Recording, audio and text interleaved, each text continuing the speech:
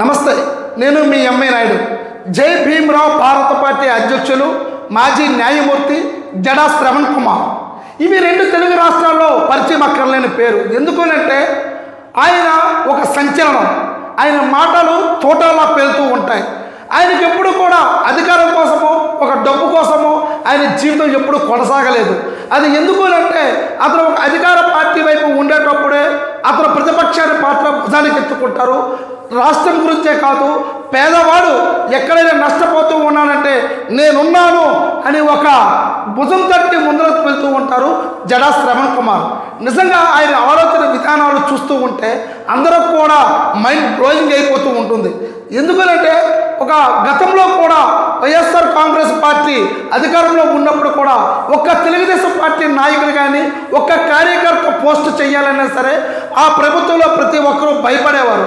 ఆ సమయంలోనే ఎప్పుడు కూడా మౌనంగా ఉండలేము మేధావి వర్గం, ఎప్పుడు కూడా ఎంతోమంది మౌనంగా ఉన్నా సరే నేనైతే మాత్రము నేను చదువుకున్న నా యొక్క విద్యా విధానం మొత్తం కూడా ప్రతిపక్ష పార్టీకి నేను ఎప్పుడు కూడా ప్రజలకి నేను కొమ్ముకొస్తూ ఉండాలి, కానీ అధికారం కోసమో డబ్బు కోసమో నేను వాళ్ళ వెంబర్లాడే వ్యక్తి కాదు జడా శ్రవణ్ కుమార్. ఎందుకనంటే ఇప్పుడు 50 రోజులు అవుతూ ఉంది, అయినా సరే ఏ యొక్క ప్రతిపక్ష పార్టీ కూడా మాట్లాడే పరిస్థితి లేదు ఆంధ్రప్రదేశ్లో. ఈ సమయంలోనే ఒక ఘలాన్ని వినిపిస్తూ ఉన్నారు జడా శ్రవణ్ కుమార్. నిజంగా ఆయన మాటలు కానీ ఆయన యొక్క ఆలోచన విధానాన్ని కానీ దగ్గరలో చూస్తూ ఉన్న వాళ్ళైతే మాత్రము ఆశ్చర్యానికి గురి చేస్తూ ఉంటుంది. ఎందుకంటే ఆయన యొక్క ఎప్పుడైనా సరే అలాంటి మేధావులను ఏ వర్గం కూడా వదులుకోదు, అలాగే అధికార ప్రభుత్వం కూడా వదులుకోదు. కానీ అతనికి మాత్రము ఒక పదవి ఇస్తారనో ఒక మంత్రి వస్తారనో లేకపోతే కొంత డబ్బు వస్తుందనో ఆయన ఎప్పుడూ ఆశపడలేదు.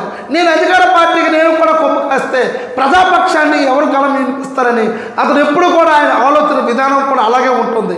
నా దగ్గర డబ్బు లేకపోవచ్చు, కానీ చదువుకునే జ్ఞానంతో ప్రజలందరూ కూడా మేల్కొల్పుతూ ఉంటారు.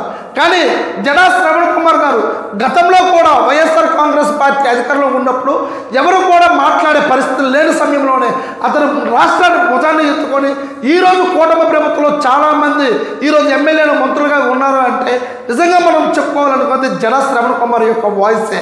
అది అవునన్నా కాదన్నా ఒప్పుకోవాల్సిందే. అలాగే ఇప్పుడు కూడా కూటమి ప్రభుత్వం ఏర్పడిన తర్వాత 50 రోజులు అవుతున్నప్పుడు కూడా రాష్ట్రంలో జరుగుతున్న ఇక్కడ వైఎస్ఆర్ కాంగ్రెస్ పార్టీ ఢిల్లీకి వెళ్ళి అక్కడ మాట్లాడుతూ అక్కడ గెలని వినిపిస్తున్నారు, కానీ రాష్ట్రంలో ఎవరో మాట్లాడని పరిస్థితుల్లో అప్పుడైతే గతంలో ఎలాగైతే ప్రతిపక్ష పాత్ర పోషించారో ఇప్పుడు కూడా పురుడు రోజుల్లోనే ఇప్పుడు గళాన్ని రాష్ట్రాన్ని భుజాన్నెత్తుకున్నారు జడా శ్రవణ్ కుమార్. అలాంటి వ్యక్తిపై మనం అడుగుల్లో అడుగు వేస్తూ ఉన్నారు ఇక్కడ రాష్ట్ర ప్రజానీకం కూడా. ఆయన యొక్క మాటలు వింటున్నారు. కానీ ఈసారి మాత్రం ఖచ్చితంగా ఎవరైతే బడుగు బలహీన వర్గాలు సామాన్య వర్గాల్లో ఎవరైతే మాత్రము అధికారము ఎవరైతే కూర్చోలేకపోతూ ఉన్నారో మేము ఖచ్చితంగా అధికారంలో రావడానికి రాష్ట్రాన్ని మంచిగా బాగు చేయాలని ఆయన ఆలోచనలో ఉన్నారు జడా శ్రవణ్ కుమార్.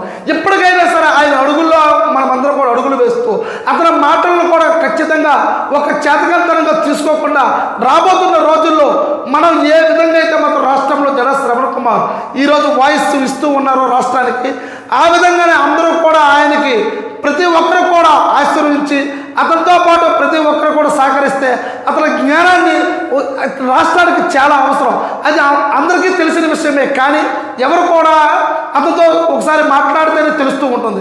కానీ ఎప్పటికైనా సరే మనమందరం కూడా మేల్కొల్పి ఆయన యొక్క బాటలను నడుస్తూ ఆయన కళాన్ని వినిపిస్తూ ఆయన యొక్క ఏదైతే పేద ప్రజల కోసం పోరాడుతూ ఉన్నారో అందరం కూడా ఒక అడుగు వేస్తే అతను కూడా రాష్ట్ర భవిష్యత్తు కోసం ఈరోజు ప్రతిపక్ష పాత్ర లేకుండా 11 సీట్లుగా పరిమితమైన వైఎస్ఆర్ కాంగ్రెస్ పార్టీ కూడా భయపడిపోతూ ఉంది అధికార కూటమిని చూసి. కానీ నేనైతే మాత్రం తప్పు చేయలేదు కాబట్టి ఖచ్చితంగా రాష్ట్రంలో మీరు మంచి పనులు చేస్తే మేము దాన్ని ప్రశంసిస్తాం, ఏమైనా తప్పు చేస్తే దాన్ని ప్రశ్నిస్తూ ఉంటున్నారు జడా శ్రవణ్ కుమార్. ఇప్పటికైనా సరే జై భీమ్ భారత్ పార్టీలో ఉన్న ప్రతి ఒక్క కార్యకర్త కానీ నాయకులు కానీ అందరూ కూడా ఆయన అడుగుల్లో వేస్తూ, అలాగే ఒక పార్టీని కాదు అందరూ కూడా ఆయన మేధావి వర్గం కూడా ఆయన్ని అందరూ కూడా అతను అడుగుల్లోనే వేస్తే అందరికీ బాగుంటుంది. కానీ ఇప్పటికైనా సరే ఒక్క పార్టీ కూడా మాట్లాడే పరిస్థితిలో ఉన్నప్పుడే రాష్ట్రాన్ని ఎత్తుకున్నారు జడా శ్రవణ్ కుమార్. ఇలాంటి మేధావిని మనం అందరం కూడా ఆశీర్వదించాలని కోరుకుందాం. చూస్తూ ఉండండి ఎంఈ న్యూస్. నేను మీ ఎంఈ నాయుడు.